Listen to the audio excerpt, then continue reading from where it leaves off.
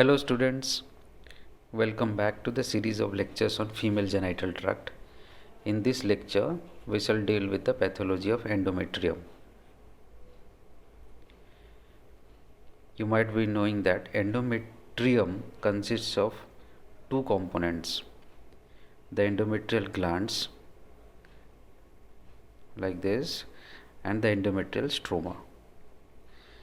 The endometrial gland, the shape, the architecture of the gland varies with the phase of the endometrium.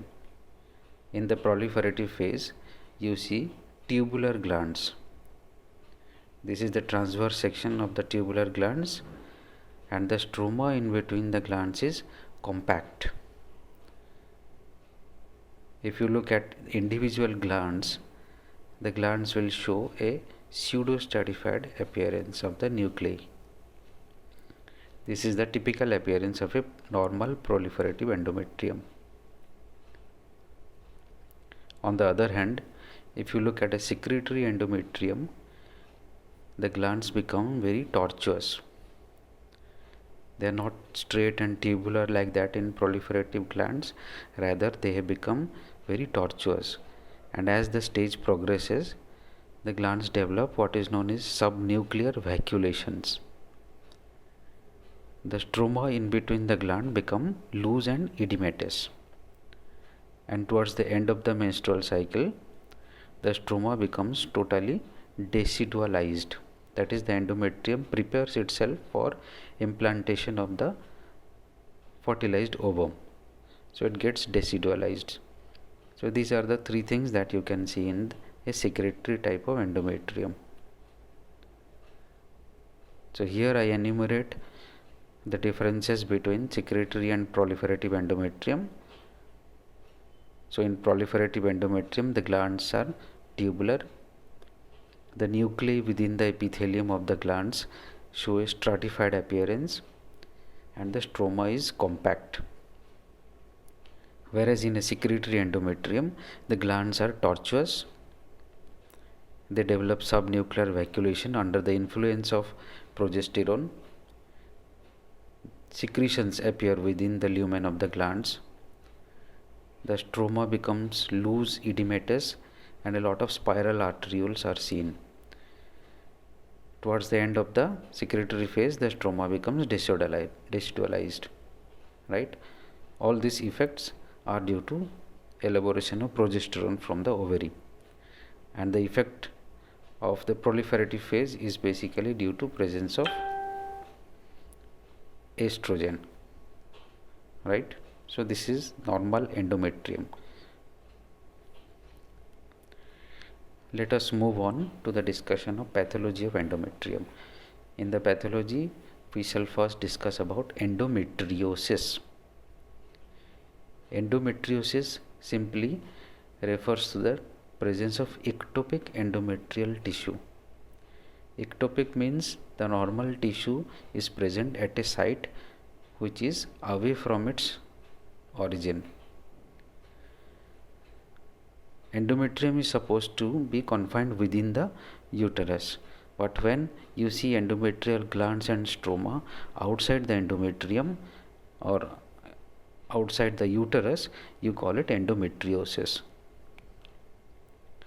Right? This endometriosis can occur anywhere in the pelvic organs.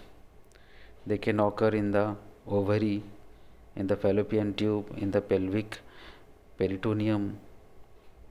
Endometriosis can occur on the serosa of other organs in the pelvis like the rectum, the colon, the urinary bladder.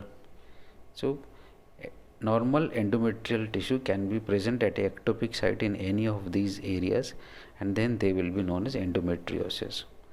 Now, how this thing happens, the pathogenesis of endometriosis. There are various theories to explain the pathogenesis. The most old theory and the most accepted one is the regurgitation theory. According to this theory, during the menstrual flow, some endometrial tissue along with blood regurgitates through the fallopian tube to the outside into the pelvic cavity, and these endometrial fragments along with blood, they fall upon the different organs of the pelvis like the ovary, the pelvic peritoneum, where they get attached and develop into a full-blown endometrial tissue. This is the regurgitation theory, but there are few loopholes in this theory, like endometriosis is also seen in males sometimes, very rarely, but can be seen. So a retrograde regurgitation theory cannot explain the occurrence of endometriosis in male for obvious reasons, because males do not have a uterus and neither they menstruate, right? So to explain the presence of such abnormal sites of endometriosis, another theory was proposed, that is a metastatic theory. According to this theory, parts of endometrium and endometrial tissue, they move to different parts of the body through the blood vessels and lymphatics like an emboli, and they get deposited elsewhere like those of a tumor, and then they start developing at their distant site. This is the metastatic theory, but that theory is also does not explain everything. So another theory, a metaplastic theory, was proposed later on. The metaplastic theory says that metaplasia, that means a conversion of one cell type into another cell type, can occur in different parts of the body. In the pelvis, the Mullerian epithelium gives rise to all the female genital tract. This Mullerian epithelium remnants are present everywhere, on the ovary, on the fallopian tube, in the peritoneum. These epithelial structure can convert into endometrial glands and develop a stroma around them, and hence give rise to endometriosis. Now this theory is also accepted by many people. The latest of the theories that has been proposed is the stem cell theory or the progenitor cell theory. Now this is the most accepted theory nowadays.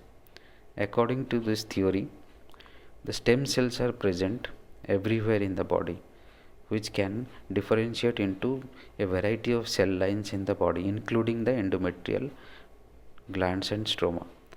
So these stem cells can further differentiate into endometrial glands and give rise to the endometriosis that we see in different parts of the body, right?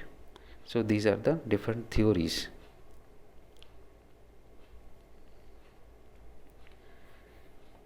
After research, people have found many molecules to be associated with endometriosis, and they have tried to explain the occurrence of these molecules by the regurgitation theory. As I said, according to the regurgitation theory, during menstruation, the endometrial tissue, they come out of the fimbrial end of the fallopian tube and fall on the surface of other organs in the pelvis.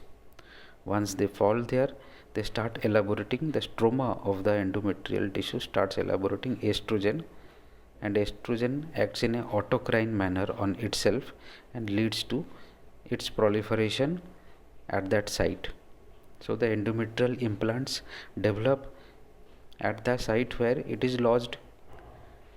Apart from that, many other chemical substances like aromatase, matrix metalloproteins and vascular endothelial growth factors have also been found to be at high level within the ectopic site as compared to the normal endometrium.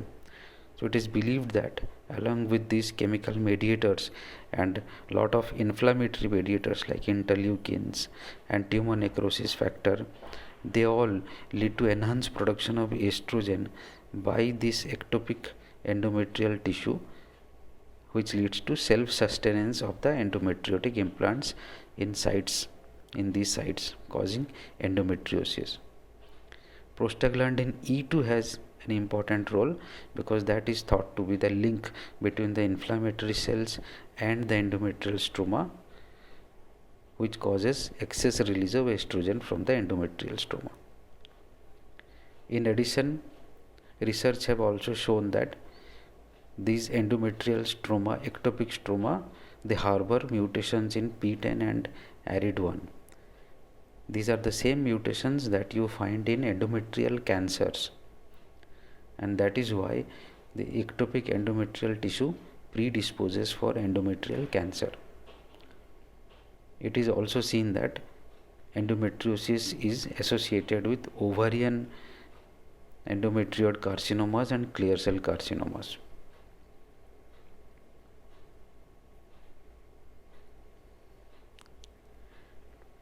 The gross appearance is very characteristic of endometriosis. Here I have depicted the picture of pelvic endometriosis. Like here, the fallopian tube and the ovary on both sides in this example is forming a large hemorrhagic mass. This is due to extensive endometriosis on the fallopian tube and the ovary. The ovaries usually become enlarged and become cystic. This is the gross picture of one such ovary which has been cut open, and you are seeing half of the specimen. The lumen of this cyst is filled with chocolate colored fluid. This chocolate colored fluid is basically due to presence of altered blood. Because this is a normal endometrial tissue, it responds to estrogen and progesterone. So when there is a menstrual cycle going on in the normal endometrium, bleeding also occurs here within this ectopic site, and this bleeding has no way to escape, so it remains confined within the cyst, and gradually it gets converted to bilirubin and biliverdin. That gives rise to this chocolate brown color. Hence these cysts are sometimes also referred to as chocolate cysts of the ovary. This is another picture which shows presence of these endometriotic deposits on the surface of the large intestine. Sometimes they cause fibrosis and they can cause obstruction of the large intestine. They can get deposited on the appendix, causing appendicitis. So depending upon where they are deposited, they can give rise to a variety of symptoms and signs.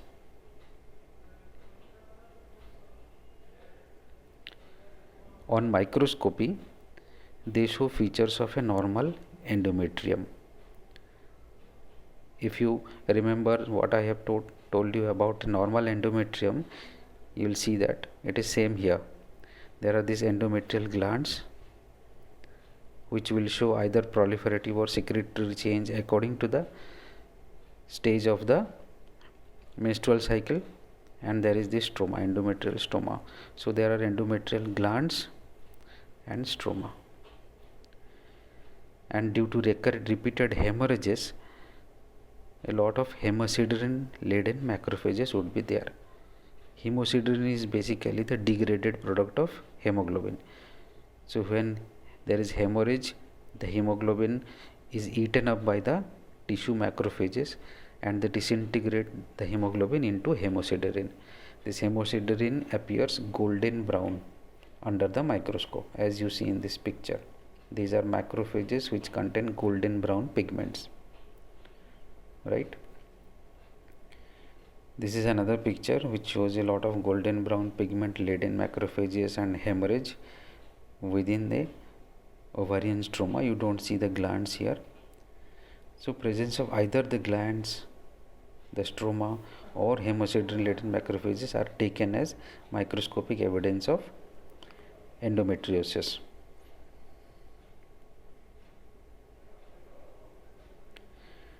Now there is another term known as adenomyosis. Adenomyosis refers to the presence of endometrial tissue within the wall of the uterus, as depicted in this picture. The endometrium is supposed to be here, but sometimes you can see endometrial tissue within the wall of the uterus. This condition is known as adenomyosis. So during the menstrual cycle, these sites also they start bleeding, and leads to a lot of pain and dysmenorrhea. The most common sign or symptom of adenomyosis is dysmenorrhea, and they also lead to secondary or primary infertility in women.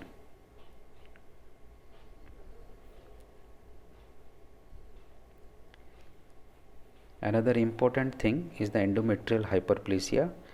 This is important because they are the precursor lesion for endometrial carcinoma.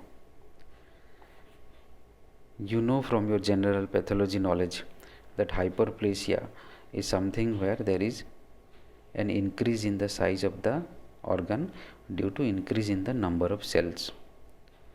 So here basically the endometrial glands number increases massively, so that the endometrial thickness increases.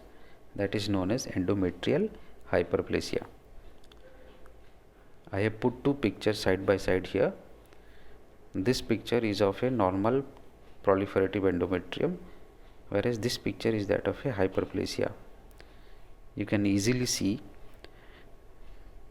that in hyperplasia the number of glands has increased, and the ratio between the gland is to stroma is very high.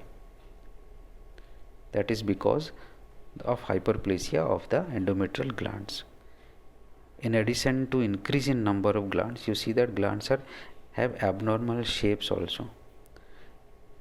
The lumen are like this, some are round, some are irregular. So irregularity in the shape of the endometrial glands, increase in number of endometrial glands, and decrease in the stroma are the three features by which you identify endometrial hyperplasia. Endometrial hyperplasia can be of two types. They can be simple or they can be complex. You call it simple when the glands are dilated and increased in size, but they do not show you any complex architecture. What do I mean by complex architecture is that the glands are very closely arranged, back to back arrangement of the glands, like in this picture, and the gland have a very irregular appearing lumen because there is infolding and outpouching of the glandular epithelium. So there are two types of hyperplasia, a simple hyperplasia and a complex hyperplasia. Simple hyperplasia is when their glands are cystically dilated and do not show any architectural abnormality. A complex hyperplasia is said to occur when the glands are very closely arranged, back to back arrangement. They show a very complex branching, budding pattern of arrangement, and there is very little stroma in between the glands. Is known as a complex hyperplasia. Now sometimes what happens, the nuclei of these hyperplastic glands may show you atypia, like that what you see in this picture. If you look at the nuclei, they show nuclear enlargement, marked pseudostratification, and mitosis. These are features of nuclear atypia. When this thing is present, then we call it atypical hyperplasia. So depending upon whether atypia is present or not, the hyperplasia can be labeled as non-atypical hyperplasia and atypical hyperplasia. Now this is more relevant because atypical hyperplasia is also known as endometrial intraepithelial neoplasia, like you have in the cervix, cervical intraepithelial neoplasia. Similarly, in the endometrium also you have a endometrial intraepithelial neoplasia, and this is actually the precursor of endometrial carcinoma.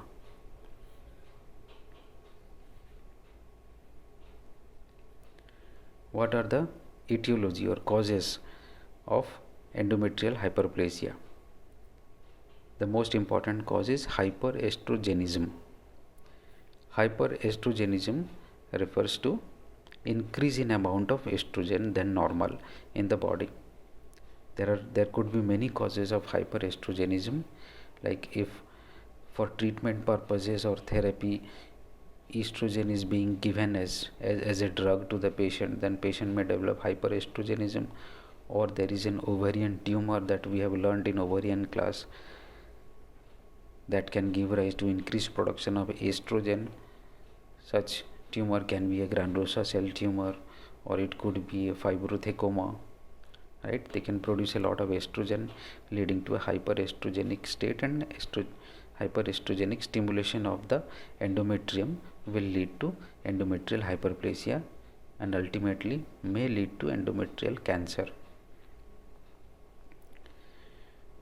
So hyperestrogenic stimulation may be due to a variety of reasons. The most common are enumerated here. The most common is anovulation. So anovulation means there is no ovulation. Since there is no ovulation, no progesterone will come. So there is no progesterone to oppose the action of estrogen in these patients. So the unopposed estrogen leads to hyperestrogenism. Or there can be a increased endogenous estrogen production, like in obesity. The excess peripheral fat leads to conversion of the steroid hormones into estrogen, leading to hyperestrogenism. Menopause can also lead to hyperestrogenism due to absence of ovulation again. Polycystic ovarian disease are associated with excess production of estrogen from the ovary. And I have already mentioned about granulosa cell tumors. So granulosa cell tumors and cortical ovarian hyperplasia, all of them predisposed to endometrial hyperplasia because all of them cause hyperestrogenism.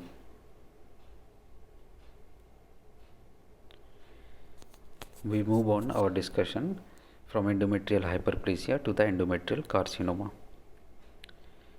Endometrial carcinomas occur in the older age group, and in fact there are two types of endometrial carcinomas which has been identified, the type 1 and type 2. There are major differences between these two type of tumors, and you may get a question on that also, to distinguish between type 1 and type 2 tumors. If you look at this table, you will find the differences between the two. Like the type 1 tumor occurs at a slightly earlier age group, that is 55 to 65, whereas type 2 occurs in a later age group or an older age group, that is 65 to 75 years of age. Clinical setting of these two tumors are also different. Type 1 tumors are the one which occur in the setting of endometrial hyperplasia. So these patients are those who have unopposed estrogen, obesity, hypertension and diabetes. So these are the predisposing factors for type 1 endometrial carcinoma, whereas it is seen that type 2 endometrial carcinoma occurs in a totally different clinical setting. Patients are neither obese, they are not hypertensive, but they are thin.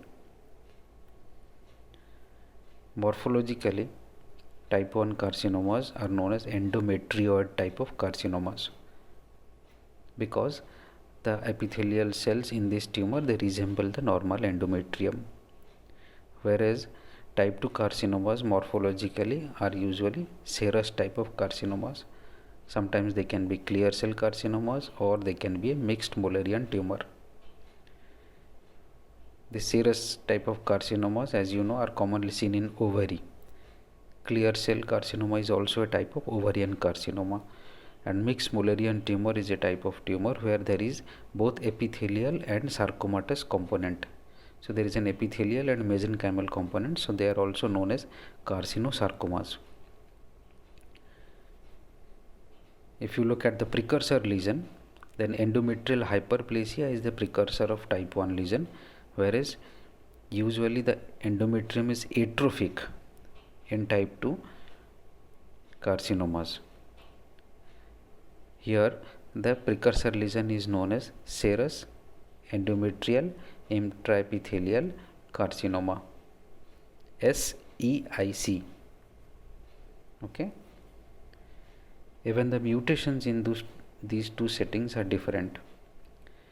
The mutations that you see in endometrial carcinoma are mostly they are like the mutations that you see in endometriosis and endometrial hyperplasia, that is mutation in the P10 and ARID1 mutations. Sometimes you also get KRAS mutations and microsatellite instability. Whereas the most important mutation that you see in type 2 tumor is a mutation in the P53 gene. In addition, you can see aneuploidy, PI3K mutations and MYC mutations. Behavior wise, type 1 carcinomas are less aggressive and they are indolent, and usually they spread by lymphatic route. Whereas type 2 carcinomas are more aggressive and they have both an intraperitoneal and lymphatic spread.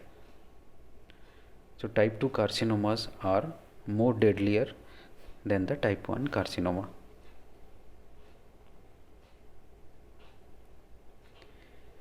This is a picture from your Robbins textbook which explains the pathogenesis or the carcinogenesis of the two types of cancers, the type 1 cancer and the type 2 cancer. This is for type 1 cancer. As you can see, the normal proliferative endometrium transforms into a hyperplastic endometrium under the influence of estrogen. Then it becomes atypical hyperplasia and then progresses into the type 1 endometrioid carcinoma.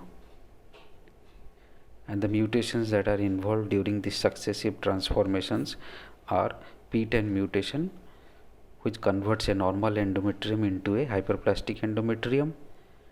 Then there is this MLH1 mutation causing microsatellite instability, converting a hyperplasia which is non-atypical into a atypical hyperplasia. Further mutations in ARID1 and PIK3CA mutations, they lead to development of carcinoma. But if you look at the carcinogenesis of type 2, it is entirely different as shown in this picture. The endometrium is very thin, that means it is atrophic, whereas the endometrium here is very thick, that means it's hyperplastic, right? Now this thin endometrium develops into an intraepithelial, serous intraepithelial carcinoma, which is a type of in situ carcinoma. You can see here development of these atypical cells which are confined to the basement membrane. There is no invasion into the surrounding tissue. That is why they are known as carcinoma in situ. And this conversion is brought about by mutation in the P53 gene. Further mutations in different genes lead to formation of a carcinoma. The serous carcinoma, they are papillary in nature like this. So sometimes they are referred to as serous papillary carcinoma. So now you know that serous carcinomas not only occur in the ovary, but they can also occur in the endometrium.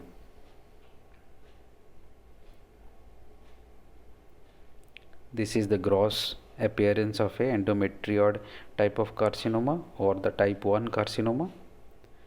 You see, this is the cut open uterus and cervix. The endometrium is filled with a growth. This growth is usually papillary like this, and it is very friable. So the most common symptoms that these patients present with are abnormal uterine bleeding. Sometimes it gets infected and there can be a foul smelling discharge. So abnormal uterine bleeding and foul smelling discharge are the two most common symptoms or signs of endometrial carcinoma. Under the microscope, all these tumors are adenocarcinomas. Here in this picture, as you can see, this adenocarcinoma is composed of a complex papillary architecture. These are the papillae which has been cut in the transverse orientation. That's why you are getting like this. So transverse orientation, they are cut like this, so you get to see these kind of irregular papillae or transverse sections of the papillae. So endometrioid adenocarcinoma type 1 adenocarcinoma is usually a papillary type of adenocarcinoma.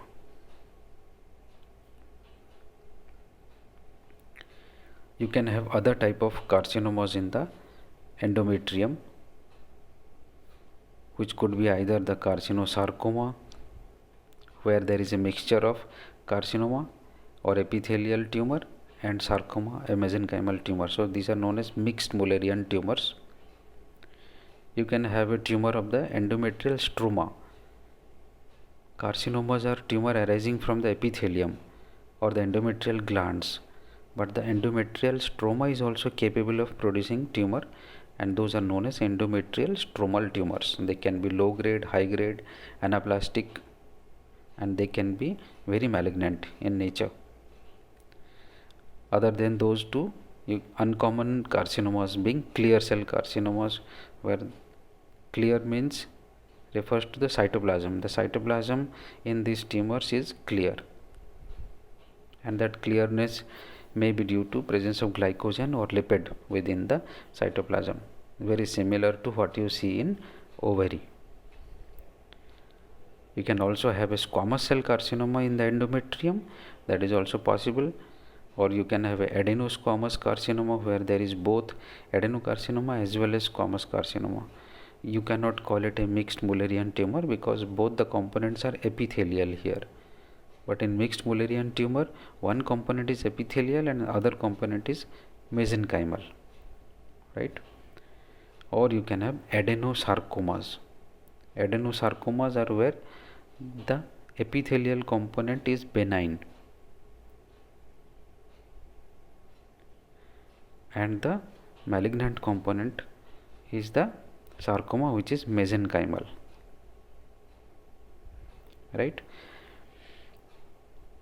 So difference between adenosarcoma and carcinosarcoma is that in adenosarcoma the epithelial component is benign and the mesenchymal component is malignant, whereas in carcinosarcoma both the epithelial and the mesenchymal components are malignant. So these are the various cancers that you can see in the endometrium. You can pause this video and see it later on if you want to, but I will continue my discussion on the uterine pathology. Another important pathology of the uterus are the fibroids or leiomyoma.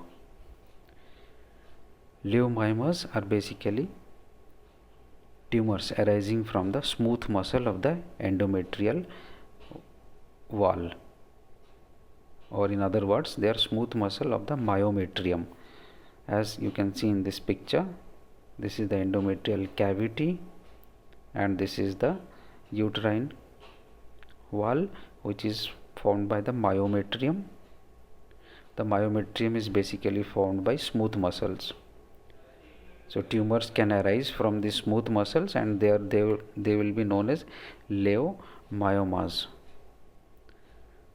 The term oma means these are benign tumors. So leiomyomas are benign tumors of the smooth muscle of the myometrium.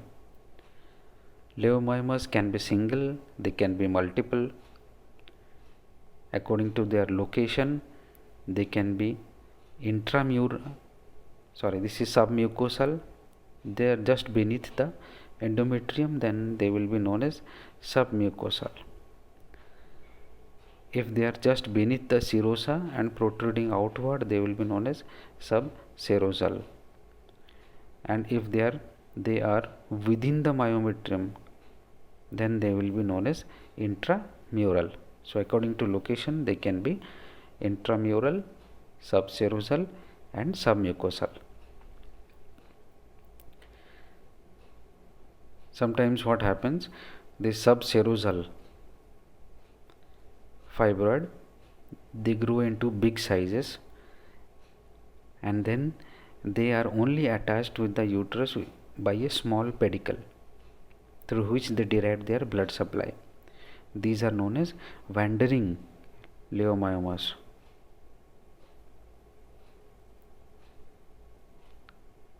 Wandering leiomyomas. They move about here and there freely, hence the name wandering leiomyomas. Because there is a pedicle from where the blood supply is derived, sometimes these leiomyomas, because they are free to move, they can turn on themselves and lead to torsion. Torsion means to turn on itself. So that what happens, the pedicle gets obstructed and the blood supply to the myoma is cut off. So they can detach, they can get detached from the uterus, and then they will behave as loose bodies within the pelvic cavity. Or this obstruction of this blood vessel can lead to complete necrosis, ischemic necrosis or infarction in the leiomyoma, within the leiomyoma. Sometimes this leiomyoma, when they are present during pregnancy, due to increased estrogenic stimulation, there can be a lot of blood vessel proliferation within the leiomyoma, and there can be a lot of hemorrhage within the leiomyoma. Such leiomyomas are known to have undergone red degeneration.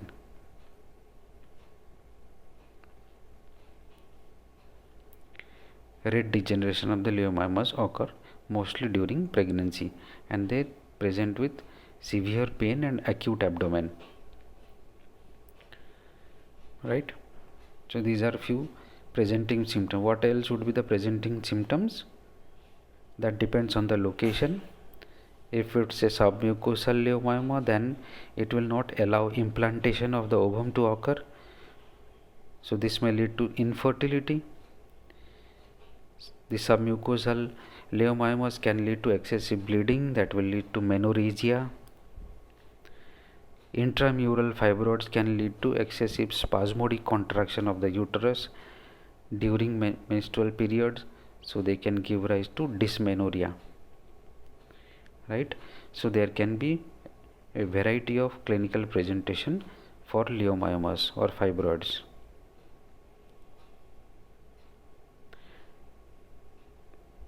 Okay, before going to this, another important thing is leiomyomas can be single, they can be multiple, and their size can vary from very small to very large. Sometimes leiomyomas, huge leiomyomas, we have seen leiomyomas of size 30 centimeter, 40 centimeter in the uterus. Because they are benign tumors, they can grow up to a large size without producing any symptoms.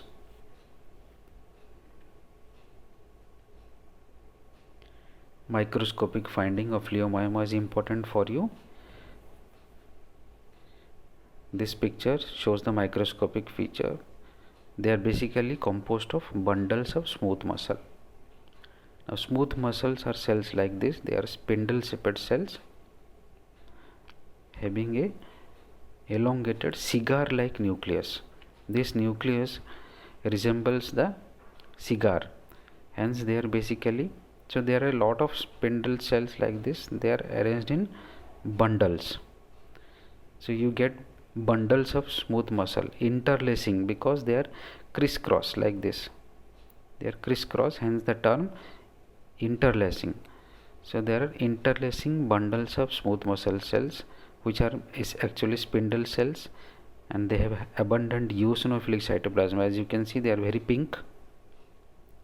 So there is eosinophilic cytoplasm, and they have a nucleus which looks like cigar shaped nucleus. So these are the characteristic features of a leiomyoma. Then there are some special type of leiomyomas. A benign metastasizing leiomyoma. So leiomyoma is one of the benign tumors which can actually metastasize. There is another benign tumor which can metastasize. It is the pleomorphic adenoma of the parotid gland. Sometimes there can be a disseminated peritoneal leiomyomatosis. That means multiple leiomyomas will be seen studded all over the peritoneum. Hence the name disseminated peritoneal leiomyomatosis. Leiomyomatosis means multiple leiomyomas. We have already talked about this wandering leiomyoma. Parasitic leiomyoma is similar to wandering leiomyoma. They are called parasitic because they draw their blood supply through a pedicle from the uterus. So they are parasite to the uterus.